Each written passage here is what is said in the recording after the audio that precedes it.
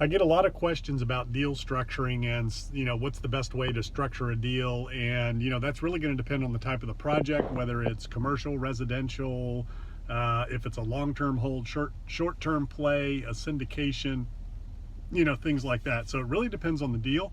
And it depends on the parties that are involved. So you want to create a win-win for everybody. You want to make sure everybody's goals are achieved and everybody has a fair outcome.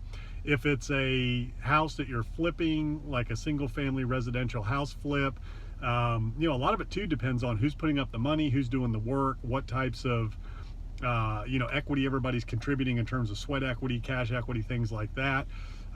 So it really all depends on the type of the deal. So let's just take flipping a house, for example. If somebody's putting up all the money and you're doing everything else, I've done those in the past where I just split the profits 50-50, and I've had people where they just want a straight preferred return of 8 to 10%, and they put up all the money, I do everything else. So that's one way to do it. If you are, and that's if you're turnkey outsource, hiring contractors, which I always recommend. That's the best way to scale a business. If you are doing the work yourself, then you should be fairly compensated for the market value of that work, whatever that is, and calculating that into the cost of the project, because if you're not doing the work, you have to hire a contractor to do it. So there is a value, market value of that work that needs to be accounted for.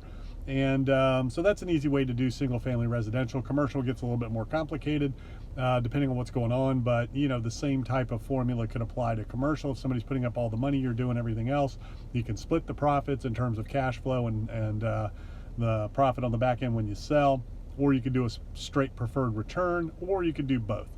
Which is what you see a lot of in syndications. I like to keep it simple.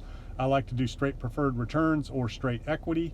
And just keep it simple for the investors, keep it simple for the deal structure and the projects, and for the attorneys drafting all the agreements and documents.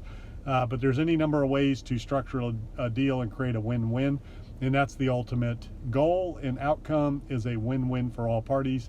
And you got to make sure that everybody is being fairly compensated for what they're after. Sometimes people want tax incentives. Sometimes somebody wants all of the tax benefits of the deal, and that's it. So you got to find out what's important to your partners and your investors, and just make sure that everybody's getting what they want out of the deal, and it's a win-win.